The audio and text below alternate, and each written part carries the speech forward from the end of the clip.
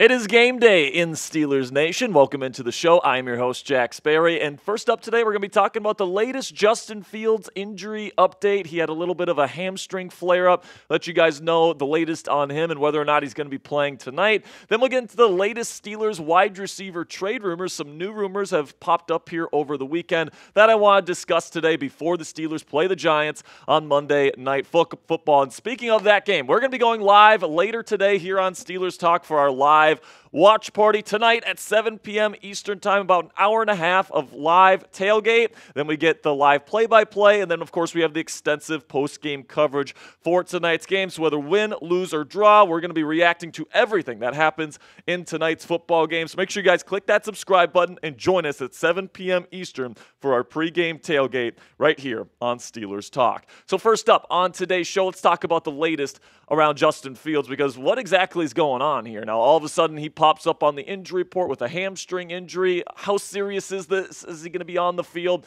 Now, when it comes to this injury, he was practicing on Friday, had a little bit of a flare-up. It's not considered to be anything like crazy, like he's going to be out a number of weeks or anything like that, like we've seen with Nick Herbig, but I do think that the Pittsburgh Steelers are going to be cautious. He is currently questionable to play tonight in terms of being the backup for Russell Wilson on Monday Night Football, but honestly, man, I think that they're probably going to be cautious. We don't have official word at the time of me recording this video just yet, but I do think that's probably going to be Kyle Allen as this team's backup quarterback heading into this football game. Maybe Justin is like the emergency third quarterback, but just like the Steelers were extremely cautious with Russell Wilson when he was dealing with his injury, I expect the Steelers to have the same kind of approach when it comes to Justin Fields and dealing with this hamstring injury. And I think, unfortunately, this also puts the Justin Fields package on hold. Even if Justin does suit up tonight and he is the backup option, I think we kind of see what we saw last week with Russell Wilson in there.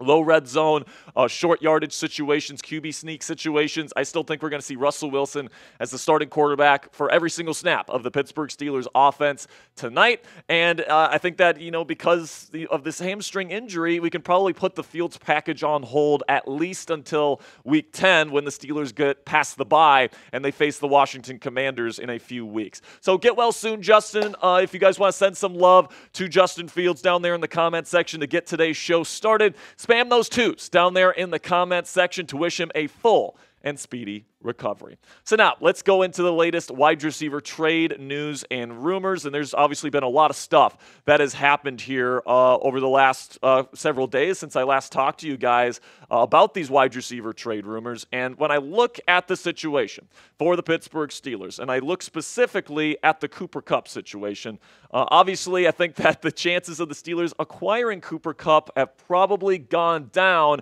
since the Los Angeles Rams beat the Minnesota Vikings on Thursday Night Football, and the Rams improved to 3-4. So, is the Cooper Kupp agenda over? That is what we're discussing right now here on Steelers Talk. We talked about it extensively last week, what the price tag was going to be for Cooper Kupp. Should the Steelers go out and get him? I was the person that was saying, yes, absolutely. If you can go get Cooper Kupp, you go out and make that deal. And my take on the entire situation right now, guys, is that if the Rams are willing to make a trade for Cooper Kupp this week, I think that the price is going to have to be right for them, because right now, I mean, that division in the NFC West is not a particularly good division right now, and the Rams are right in the thick of that divisional race.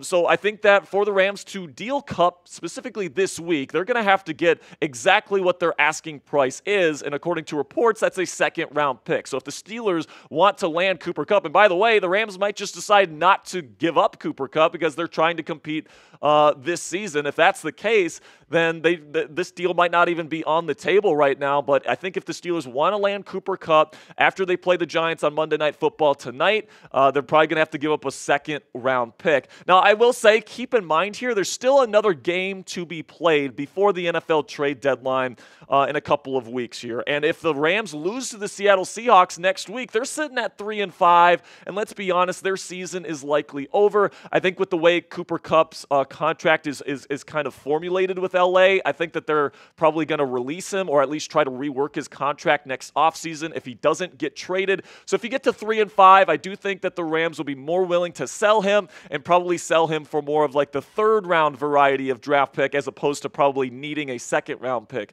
to let go of him at this point in time. So what say you guys? Let me know down there in the comment section. If you were Steelers GM Omar Khan and the Rams said you guys can have Cooper Kupp right now for a second-round draft pick, are you taking that deal after we play the Giants tonight? Give me a yes or a no. In just a second here, I'm going to be telling you about our sponsor today at Game Time. And while I'm talking about Game Time, go down there in the comments section and give me a yes or a no. Okay, now let's talk about Game Time here, which is the fastest and easiest way to buy tickets for the sports, music, comedy, and theater in your area. And guys, we all know that experiencing a sporting event, especially a Steelers football game at Acrisure Stadium live, is unlike anything you can get from watching the game on your couch. Lucky for you, Game Time has a brand new feature on their free app called Game Time Picks, which filters out the fluff to show you only incredible deals on great seats so you don't have to waste time searching through thousands of tickets. All you have to do is go on to the Game Time app. It's free to download. Find an event you want to go see, select the game you want to go see or the event, and you select the Game Time Picks button at the top of the screen. It automatically filters through every single ticket in their database for that event to find you the best tickets at the best prices with the best deals so you don't have to spend hours of researching ticket prices on a bunch of different ticketing apps to find the best ticket prices. What I love about using the Game Time app is you get the lowest price guarantee on any ticket to any event, all-in pricing so you don't get slapped with crazy fees at checkout, and flash deals so you can get even cheaper tickets the closer you wait to game time. We have multiple people that watch the show that got great ticket prices for tonight's game for the Giants versus Steelers at Acrisure Stadium using Game Time Picks. If you guys want to see more Steelers games live this year, you guys can take the guesswork out of buying tickets with Game Time today. Download the Game Time app, create an account, and use code CHATSPORTS. It's one word, all caps, CHATSPORTS for $20 off your first purchase. Terms do apply. It's just for that first purchase. Again, create an account on the free Game Time app and redeem code CHATSPORTS for $20 off. Download Game Time today. What time is it? Game time.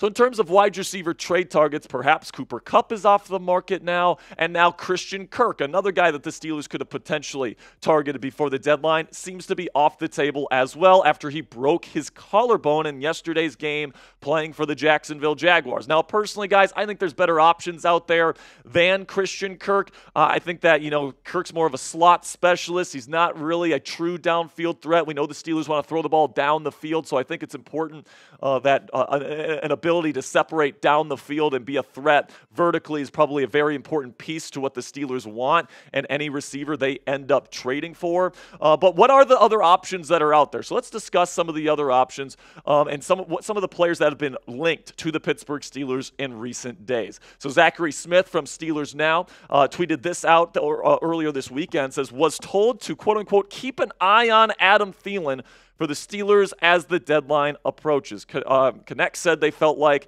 he was even more likely than Mike Williams. Okay, so that's pretty interesting here. And, we've been talking about Adam Thielen quite a bit on the show, and he's been connected to the Steelers on a number of different occasions. But personally, I'm not a huge fan of the Adam Thielen idea. I mean, the people that complained about Devontae Adams and Cooper Kupp being too old at 31 years old, this guy's 34 years old. And if you want to talk about injuries, this guy's coming off a hamstring injury that he hasn't played since week 3 off of. Now, he's starting to get healthy. If the Steelers trade for him this week, you could probably play when the Steelers play the Commanders after the bye, and he'll be healthy for that. And he does have 2 years left on his contract. He's got a very, a very reasonable cap hit next year if the Steelers decide to keep him for next year. So, I can kind of understand why some people connect Adam Thielen to the Steelers. He's a bigger guy. He's been in offenses where you have to be a good run blocker. He definitely does his best in run blocking is what I'll say on his film. But personally, guys, I don't think Adam Thielen is a great fit for what the Pittsburgh Steelers want to do on offense. I mean, we saw it last week against the Jets, and hopefully we'll see it tonight against the Giants. Steelers want to be a ground and pound football team. That's the main engine of their offense with Najee Harris and Jaylen Warren. Then they want to throw deep shots down the field with Russell Wilson's great touch and deep ball ability. And Adam Thielen is more of somebody that's like a slot merchant. He's somebody that really gets open over the middle of the field. And what's the one area that Russell Wilson doesn't like to throw over? It's the middle of the field. He's not a vertical threat whatsoever. Now, he does bring good size. He's always had reliable hands. He's a really good red zone threat, and he is a crafty route runner. He's not the best athlete. He never has been, but he's very technically refined in his route running, and he can get open from time to time, but it's not like he's creating oodles of separation out there, and I do like his toughness over the middle of the field. I like his mentality. He plays like a Pittsburgh Steeler, but he doesn't create much separation. He's not a vertical threat whatsoever. He doesn't provide much in terms of being an outside receiver either, which is what I think the Steelers want because they want to put Calvin Austin in the slot more often than on the outside. So I think he's a serviceable big slot wide receiver, and in certain offenses, I think Adam Thielen would be a fit here in Pittsburgh, and the price tag, you could probably get him for a 6th or 7th round pick. He's not going to be too expensive in that regard either. But the thing with Adam Thielen is that, his specialty is getting open over the middle of the field from the slot, okay? And, I just don't think that that's necessarily something the Steelers are looking for right now. I mean, maybe it is. Maybe they think Russell Wilson's going to throw over the middle of the field to Adam Thielen all the time, and maybe they want him just for the red zone stuff and the reliable hands that he brings. But honestly, guys, I think the 4 better options out there right now is I'd go with Cooper Kupp, Darius Slayton, Jacoby Myers, or Mike Williams over Adam Thielen at this point. I think even Mike Williams, even though he's getting older and he hasn't had the best production with New York this year, I chalk that more up to not having great chemistry with Aaron Rodgers. And I think in this offense, Mike Williams, with his ability to win 50-50 balls, is absolutely a vertical threat for Russell Wilson with that beautiful touch to give Mike Williams opportunities on the perimeter. So I'd rather have all 4 of these receivers than Adam Thielen. And if you have to pay a higher price to get them, maybe outside Mike Williams, I'm willing to probably do that. And, maybe, just maybe, there's another Pittsburgh legend here that might become available via trade. It was it kind of broke Steelers Twitter this weekend when Jordan Addison posted this on his Instagram story where he said, "Free 3." Okay, so it's obviously him in a Vikings uniform, and he says free 3. So does this mean that Jordan Addison wants to be traded? Well, he isn't getting the ball probably as much as he wants. Justin Jefferson is dominating the targets and the receptions there in Minnesota. And obviously, I think that Addison would love to come back to Pittsburgh, and I think Pittsburgh fans would love to see Jordan Addison as somebody that is a route-running specialist, a true Z receiver to complement George Pickens. Plus, he can get open down the field a little bit too. I would love to see Jordan Addison become a Pittsburgh Steeler. I think it would be an awesome story for this city.